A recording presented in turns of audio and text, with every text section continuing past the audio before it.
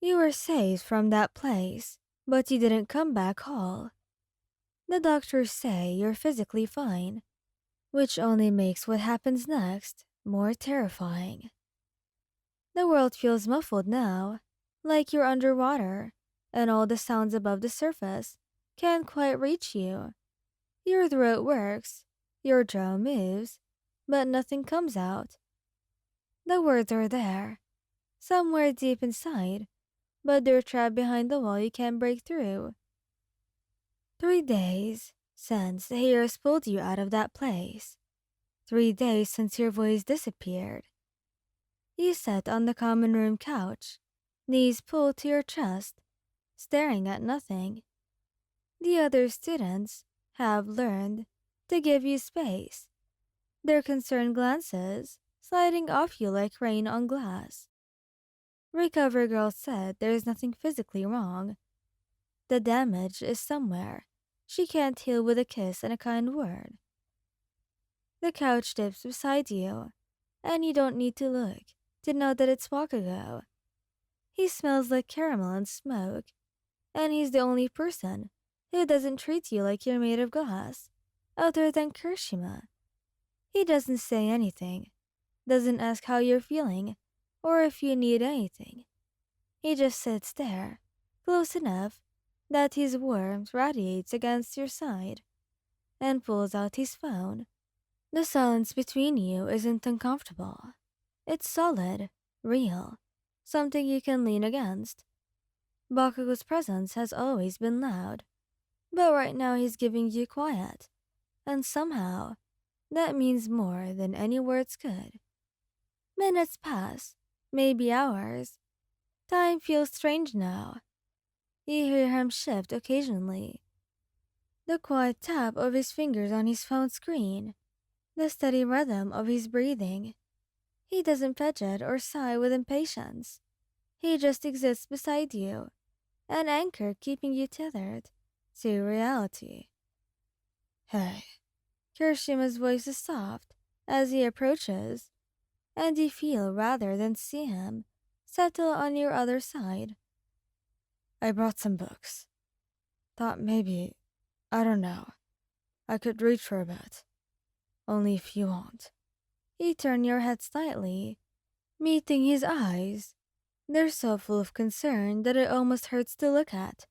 But there's no pity there. Just warmth. Just care. You manage a small nod. Kirishima's face lights up with a gentle smile, and he opens the book in his lap, one of those fantasy novels that he's always going on about, with dragons and magic and heroes who save the day. His voice is steady and warm as he begins to read, filling the silence with words that don't demand anything from you. Bakugo stays quiet beside you, occasionally glancing at his phone, but mostly just sitting there, solid and unmovable. You notice the way his jaw is set, tension in his shoulders, that he's trying to hide.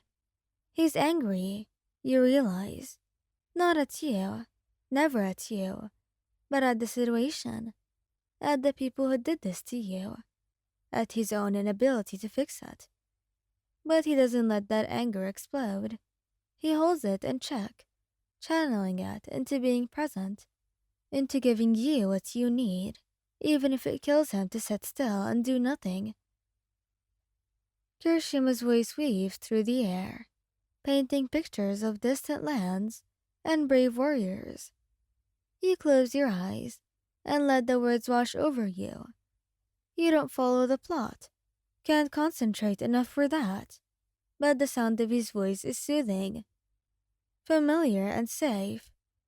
Your hand twitches against your knee, and suddenly Bakugo's hand is there, not grabbing, just resting his palm against the back of yours. The touch is light enough that you could pull away, even if you wanted, but you don't. Instead, you turn your hand over and let your fingers curl loosely around his. Kirishima notices, but doesn't comment, doesn't pause in his reading. He just keeps going, chapter after chapter, his voice occasionally rough with emotion, but never wavering. The afternoon light shifts through the windows, golden and warm. At some point, Bakugo's thumb starts moving in slow circles against your palm, a steady rhythm that matches your heartbeat. It's such a small thing, but it feels enormous. This careful tenderness from someone who shows care through actions rather than words. When Kirishima's voice finally grows hoarse, he pauses to sip from a water bottle. Want me to keep going? He asks softly. You nod. You don't want the story to end. You want to hear his voice, which to you was a lifeline. Proof that the world is still turning, that normal things still happen. You got it then, Kirishima says and continues reading. Bakugo shifts slightly closer, and you lean into him without thinking, your head coming to rest against his shoulder. He tenses for just a moment, before relaxing, his free hand coming up to rest carefully against your back. Not pulling, not pushing, just there. You feel Kirishima lean in too, his shoulder pressing against yours from the other side, and suddenly, you feel safer than you've ever have. The words you can't say burn in your chest. Thank you. I'm sorry, I'm trying. Please don't give up on me. But your throat stays choked up, closed, your voice tucked away somewhere you can't reach. Baku's hand tightens slightly, like he can hear what you're not saying. We're not going to go anywhere. Take all the time you need. Kirishima pauses in his reading. Yeah, we've got you. However long it takes. Your eyes burn with tears that you can't quite shed. Emotions too big for your body to contain. But you manage another small nod, squeezing Bakugo's hand and pressing closer to both of them.